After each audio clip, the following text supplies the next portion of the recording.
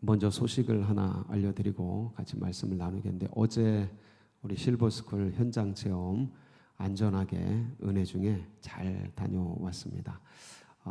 저 가평에 있는 생명의 빛 예수마을이라는 곳에 다녀왔는데 정말 좋더라고요. 저도 처음 가봤는데 진짜 체험할 만하더라고요. 예. 전에 우리나라의 영성 어떤 그런 또 금식하고 기도하고 영성의 어떤 고향 같은 곳이라면 저쪽 강원도 태백의 예수원이라는 곳에서 찾아가서 그런 시간을 좀 갖고 그랬습니다. 예수원 도단하고 또 예수원은 또 가까웠던지라 그런 일들이 종종 많았는데, 요번에 여기 가고 나서 느낀 건 이쪽으로 영성이 옮겨오겠다 그런 생각이 들었습니다. 그래서 한번 기회가 되시는 대로 가보셔도 참 좋을 것 같고, 어제 우리 실버스쿨 모든 분들이 안전하게 또 평안하게 잘 다녀올 수 있도록 기도해 주시고 또 관심 가져주셔서 감사의 말씀을 전합니다.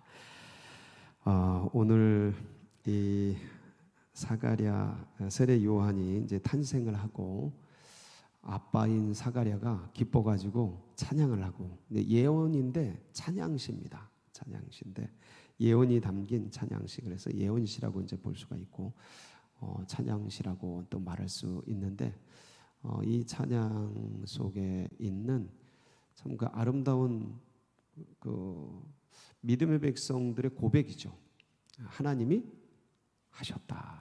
하나님이 하셨다.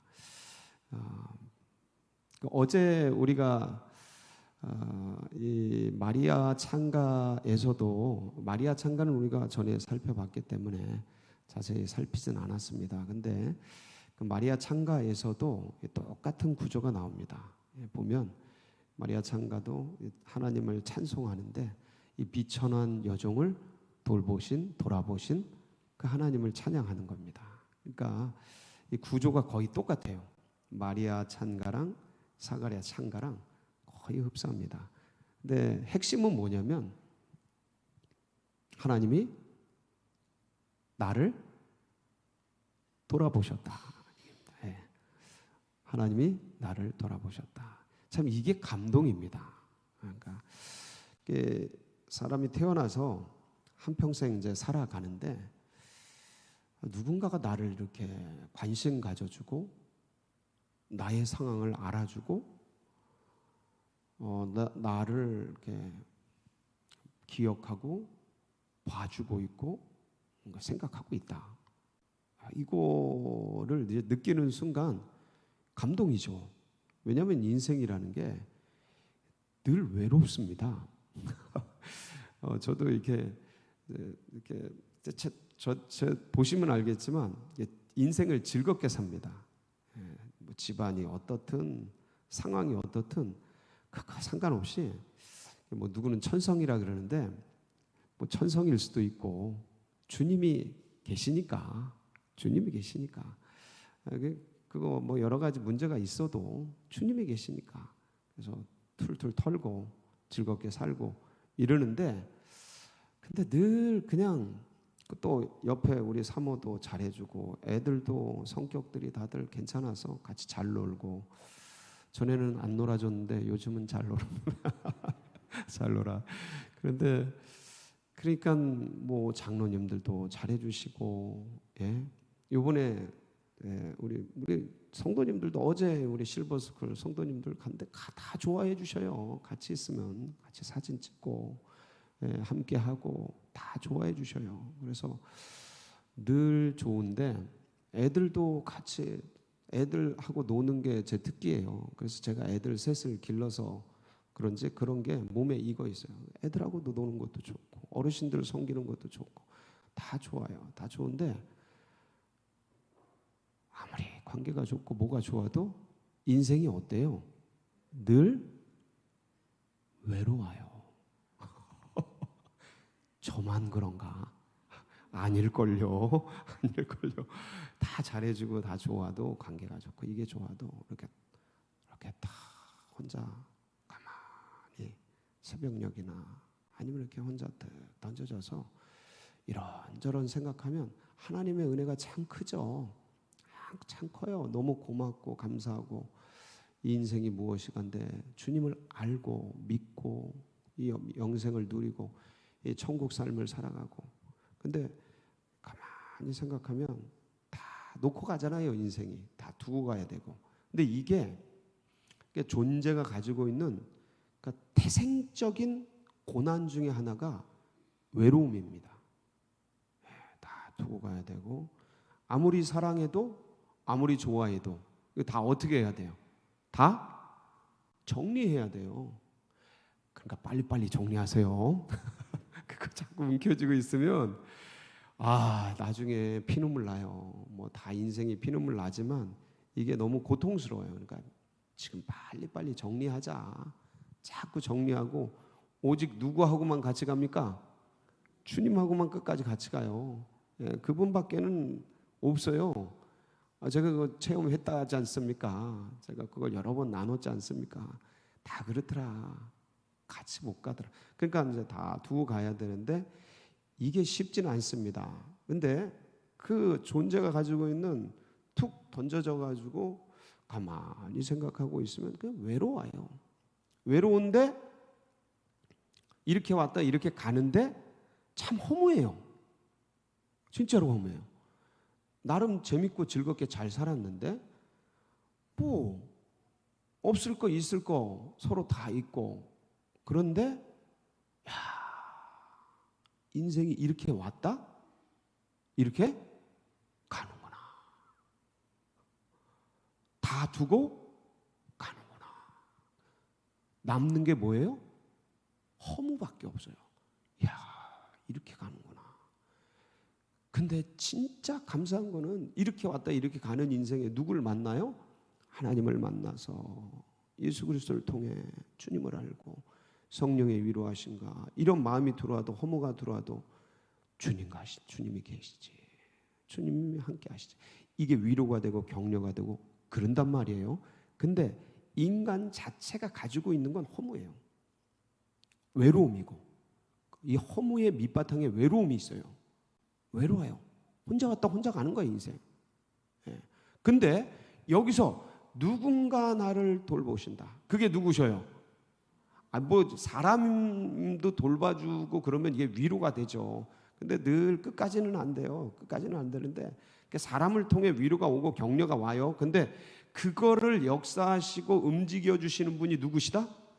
그분이 이분을 통해 나에게 위로를 전해주시고, 이분을 통해 먹을 것을 주시고, 이분을 통해 격려를 주시고 그런단 말이에요. A, B, C, D 사람을 통해. 근데 이걸 느낄 때 현실에선 사람이고, 현실에선 떡이고, 현실에선 재정이고, 현실에선 어떤 위로가 되겠지만 이걸 역사해 주시는 분이 누구라는 걸 우리는 알아요.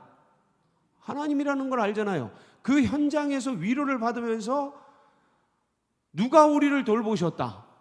하나님이 돌아보셨다. 하나님이 나를 알고 계시구나. 하나님이 내 상황을 기억하고 계시는 거예요. 여러분, 이게 눈물이 나는 겁니다. 이게 감동이 되는 거예요. 그래서 이 찬양이 나오는 거예요. 그러니까 눈물 나면서 감사하죠, 막. 이게 울면서 기뻐한다고, 이거예요. 이게 마리아가 어떤 여인입니까? 뭐 가톨릭의 뭐 성모 이런 거 다 빼고, 다 그런 거 빼고, 그 마리아는 수태 고지를 받고 예수님을, 그러니까 자기 하나님의 아들을 잉태한다는 이 소식을 듣고, 그 엘리사벳을 찾아가서 엘리사벳이 기뻐하는 그 모습을 확인을 하면서, 제가 그랬잖아요. 믿음이 먼저 가고 감정은 따라온다. 그 확인되는 순간 너무 기뻐가지고 그 쏟아낸 언어가 뭐예요? 그게 마리아 찬가예요. 마리아 찬가. 그 마리아 찬가 한번 보실까요? 사가랴랑 구조가 똑같아서 그래요. 한번 보실게요. 네, 같이 보시면, 마리아가 이르되, 시작. 마리아가 이르되 내 영혼이 주를 찬양하며 내 마음이 하나님 내 구주를 기뻐하였음은 그의 여종의 비천함을 돌보. 자, 이거 보세요. 46, 47, 48절인데 45절, 6절이죠. 마리아가 내 영혼이 주를 찬양하며, 이 주를 찬양하며, 이게 마리아 찬가예요. 자, 그래서 46절을 7절 넘어, 내 마음이 하나님 내 구주를 기뻐. 너무 기쁜 거야. 너무 감사한 거야. 너무 고마운 거예요. 왜요? 48절, 그의 여종의 뭘 돌아보셨어요? 이게 무슨 소리냐라는 거죠. 순수하게 이 말씀 자체, 성경 말씀 자체를 우리가 뜯어보면 이 여인은 가슴 속에 뭐가 있었다? 이 마리아의 가슴 속에 뭐가 있었다? 비천함이 있었다. 비천함, 괴로움, 아픔. 근데 저게 어떤 걸 것 같아요? 저 비천함이 뭘까요? 이 여인이요, 패망한 다윗 왕가의 후손이에요. 요셉도 다윗 왕가의 후손인데 이 여인도 패망한 다윗 왕가의 후손이에요. 그게 어디에 나오냐면 누가복음 3장 23절에 보면 이 마리아의 족보가 나옵니다. 마태복음 1장 1절부터 쭉 해서 예수님의 족보가 나오잖아요. 예? 근데 요셉의 족보가 나온다고요. 근데 이 누가복음 3장 23절에 보면 마리아의 족보가 나와요. 거기에 보면 다윗도 나오고 아브라함도 나오고 쭉 다 나옵니다. 거기 한번 볼까요? 누가복음 3장 23절 시작. 예수께서 가르치심을 시작하실 때 30세쯤 되시니라. 사람들이 아는 대로는 요셉의 아들이니 요셉의 위는 헬리오. 자, 이게 뭐냐면 요셉의 위는 헬리오. 요셉이 마리아의 남편이잖아요. 그렇죠? 정혼한 사이지 않습니까? 그러니까 요셉의 아들이니 요셉의 위는 헬리오. 이 헬리가 장인이에요. 장인. 여기서부터 이제 쭉 올라가 보면 누가복음 3장 찾아보면 거기에 이제 다 나와요. 다윗도 나오고 아브라함도 나오고. 그러니까 이 장인이니까 누구의 아버지예요? 마리아의 아버지죠. 패망한 왕가예요. 그러니까 10대쯤 되면 애들이 다 그래도 철이 듭니다. 그러니까 철이 든다기보다 자기가 어떤 존재인지를 막 알아가려고 그래요. 사춘기 지나면서 몸부림치죠. 그러니까 이 여인은 패망한 왕가지만 비록 지금 목수랑 정혼이 되고 가난한 나사렛이란 동네, 아주 그 시골에 아주 못 사는 동네예요. 그런 동네에 던져져서 살아가지만 자기는 뭐예요? 자기 아버지, 조상이 누구예요? 다윗이에요. 왕가예요. 그러니까 현실이 이래서 이렇게 살아가지만 왕가의 후손으로서 이런 사람들은 독특하게 그런 게 있어요. 자존심, 자존감 이런 게 있다고요. 비록 이렇게 살아가지만 내 아버지가 누구였고 내 할아버지가 누구였고 다윗 왕가의 후손으로서 있는데 이 가슴 속에 그 아픔이 있는 겁니다. 왜 좀 잘 살다가 이렇게 다 부도나고 어려워진 자녀들을 만나면 내 부모, 내 할아버지는 이렇게 잘 살았는데 내가 이렇게 된 것에 대한, 내가 지금 어렵게 사는 것에 대한 그 삶을 헤쳐나가는 현실을 받아들이는 것도 있지만 그 아버지와 할아버지가 누렸고 자기가 어릴 때 경험했던 그다음에 그 잘 살았던 것에 대한 향수에 대한 아픔이 있겠어요, 없겠어요? 왜 없습니까? 왜 없어요? 여러분, 건강한 사람도요, 그러니까 지금 아픈 분들도, 지금 고통스러운 분들도 뭐에 대한 향수가 있냐면 그 건강했던 것에 대한 자기의 모습이 있는 거예요. 그게 없었으면 차라리, 날 때부터 그랬으면 차라리 그게 없을 수도 있어요. 근데 자기가 건강했었는데 지금 몸이 아파. 왜? 다 무너졌어. 그것이 고통인 거예요. 그게 아픔인 거예요. 어르신들이 왜 거시기 지난날의 향수가 있겠습니까? 나도 어느 때가 있었어요? 젊을 때가 있었죠. 그 생각하면 누구나 다 겪는 거야. 이거는 다 겪는 건데 그때 내가 이랬는데 이런 게 있죠. 이게 다 자연스럽게 갖는 거지만 이런 고통과 아픔이 있는 분들은 그게 더 강한 거예요. 그 비천함, 스스로 이 어린애가 나의 비천함을 나의 비천함을 돌아보신 그 주님을 찬양하지 않습니까? 그러면서 하나님의 아들을 잉태했다는, 그 처녀가 아이를 잉태했다는 것 자체가 즐거워할 일은 아닌데, 근데 하나님의 아들을 잉태했다라는 이것을 통해서 그 다윗의 왕가를 회복시키겠다는 그런 말씀을 통해서, 천사의 말을 통해서 이 여인 속의 가슴 속에 있었던 비천함과 아픔이 위로가 됐던 거죠. 하나님이 나를 아시고 계시구나. 예? 나를 돌보시는구나. 나를 생각해 주. 이게 감동인 거죠. 똑같아요. 사가랴도. 애가 있어요, 없어요? 여기는 애가 없어요. 근데 존경받는 분들이에요. 제사장 집안. 근데 뒤에서 그랬겠죠. 야, 저분 다 좋은데 뭐가 없어?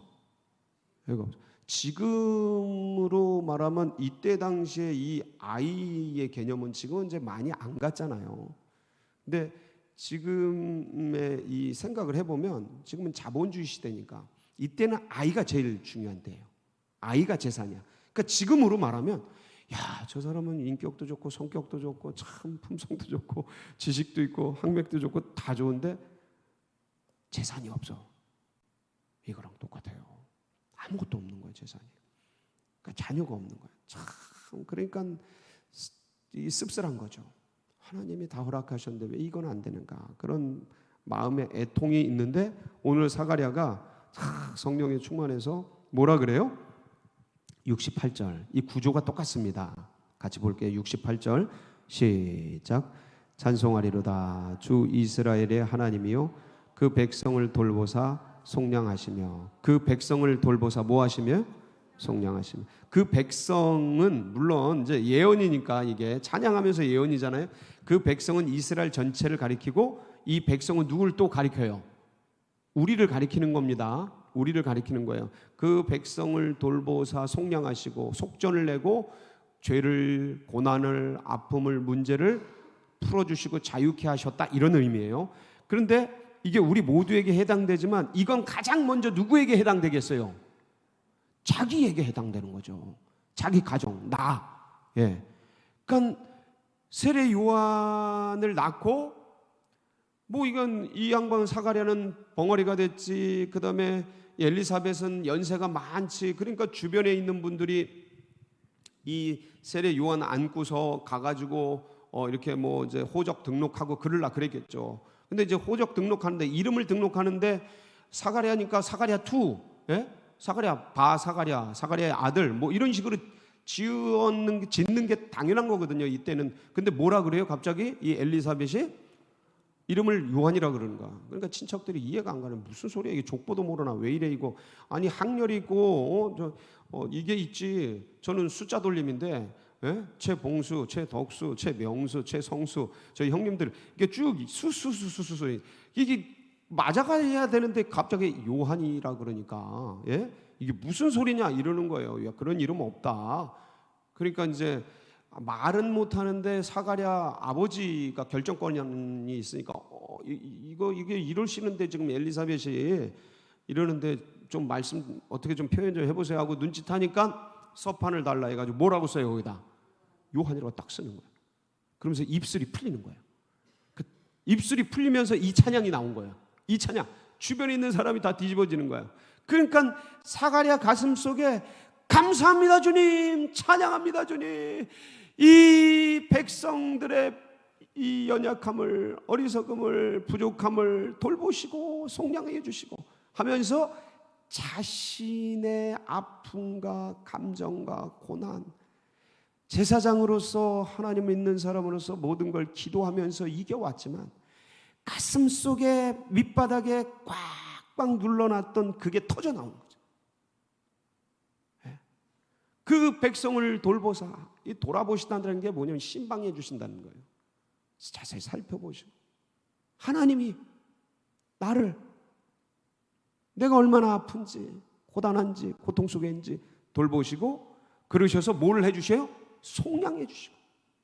풀어주시고 자유케 해주시고 그 고난과 아픔과 억울함과 고통 속에서 눈물 젖은 빵, 아픔, 그 거기서 속량해 주시고 구원의 불을 베풀어 주셨다면서 주님을 찬양하는 거예요. 기뻐하는 거예요. 감사하는 거예요. 여러분 구조가 똑같아요. 마리아 창가랑 사가랴 창가랑 너무 기뻐하고 하나님을 찬양하고. 사랑하는 성도 여러분, 주님이 우리를 아신다는 거. 여러분 오늘도 그 주님을 만나고 가세요. 말씀을 통해 또 기도를 통해. 그러면서 이 외로운 인생 믿음을 갖고 가지만 감정, 인간 육은 외롭고 힘들고 아프지 않습니까? 근데 이게 다 서로 그냥 아프고 힘들고 그러니까 서로 그냥 말없이 그냥 가요. 그냥 또 겉은 우리가 또 다 역할을 가지고 있지 않습니까? 그러니까 그렇게 그냥 또 역할 맡은 채로 그냥 갑니다. 이게 서로 같이 짐지고 가는 건데 자기 각자의 길을. 그러니까 더 외로워요. 더 외로워. 그래서 우리가 서로 돌아보고 격려해주고 함께해주고 손 내밀어주고 어깨 두들겨주고 그러는 게 너무 좋습니다. 자꾸 선한 말, 격려의 말 해주고. 근데 주님이 아무리 그걸 해도 외로운 인생에 다 돌아보시고 격려해 주시니 얼마나 감사해요. 이 주님을 만나고 힘을 얻고 오늘도 승리하는 복된 날이 되시길 축복합니다. 같이 기도하시겠습니다. 네, 너무 감사하고 고마우신 주님, 오늘도 우리 환우들 또 고난당하는 분들 특별히 그런 분들 있습니다. 그래서 그 이름을 기억하면서 기도해 주시고, 그리고 우리 둔천동 시대를 주님 열어주시고 이 사명을 잘 감당할 수 있도록 여러분 또 각자의 기도 제목 붙들고 우리 주여 부르짖고 기도하며 나갑니다. 부르짖습니다. 주여 주여 주여